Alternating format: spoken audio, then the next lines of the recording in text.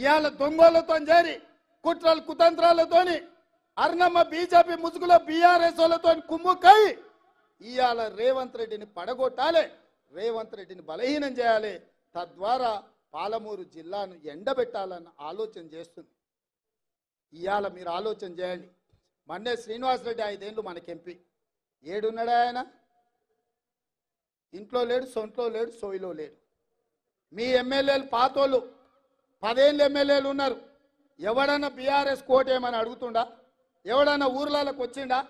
మిమ్మల్ని నమ్ముకొని మీ ఎంబడి ఉండి మీ జెండా మోసి మిమ్మల్ని ఎమ్మెల్యేలు చేస్తే ఇవాళ గ్రామాలల్లో బీఆర్ఎస్ కార్యకర్తలు బీజేపీలకు అమ్మేసి వాళ్ళ కింద గులాంగిరి చేయండి, తాబేదారులుగా మారండి అని ఒకడు పోయి రాయచూరులో ఉన్నాడు, ఒకడు పోయి హైదరాబాద్లో ఉండు, ఒకడు పోయి ఎన్నో కాంట్రాక్టులు చేసుకుంటారు.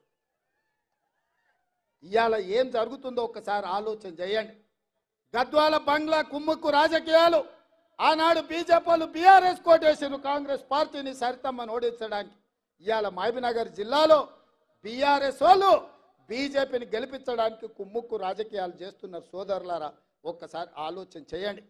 ఇవాళ సిట్టింగ్ ఎంపీ మొన్నటి వరకు 7 వాళ్ళ చేతుల్లో ఎమ్మెల్యేలు ఉండే, ఒక్కడు కూడా ఊర్లలోకి వస్తలేడు, ఒక్కడు కూడా కారుకు ఓటు అడుగుతలేడు. అంటే ఆ పార్టీ చచ్చిందా లేకపోతే వీళ్ళు వదిలేసిందా అని నేను అడుగుతున్నా. మోడీకి తాకట్టు పెట్టిండ్రు.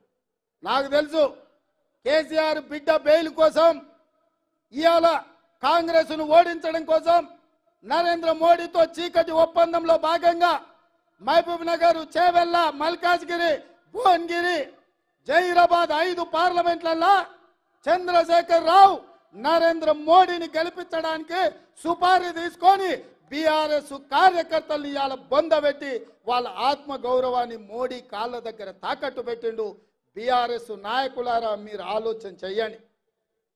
లక్షలాది మంది కార్యకర్తలు ఇతర పార్టీలు జైలుకు పోయినప్పుడు కేసీఆర్కు దుఃఖం లేదు.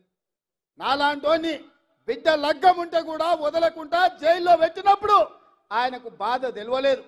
కానీ బిడ్డ జైలుకు పోగానే మోడీ దగ్గర తెలంగాణను తాకట్టు పెట్టిండు.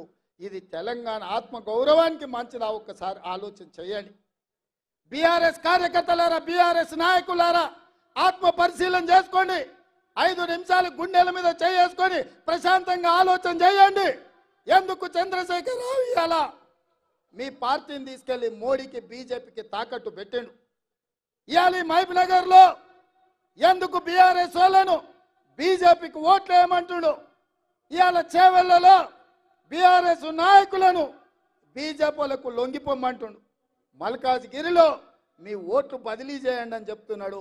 భువనగిరిలో ఎందుకు చెప్తుండు? జహీరాబాద్లో ఎందుకు చెప్తుండు? ఎందుకంటే ఈ 5 సీట్లు మొత్తం 14లో ఈ 5 సీట్లు మనం గ్యారెంటీగా గెలుస్తాం. ఈ అన్నిటిని దెబ్బతీస్తే రేవంత్ రెడ్డిని దెబ్బతీయొచ్చు అని ఒక ఆలోచన చేస్తున్నాడు. నా మీద కోపం ఉంటే నా మీద చూపియండి, చేతనైతే నాతో కొట్లాడు.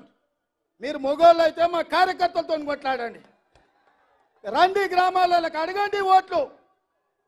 మేము తప్పులు చేస్తే ప్రజలకు చెప్పండి. 100 రోజుల్లో నన్ను గద్దె దించమంటుండు కేసీఆర్, కానీ 10 ఏళ్ళు గద్దె మీద ఉన్న మోడీని ఎందుకు గద్దె దించమంటలేడు? మిత్రులారా, మీరు ఆలోచన చేయండి. 100 రోజుల్లో నేను ఇన్ని పనులు చేసిన, ఇంకా చేయాల్సిన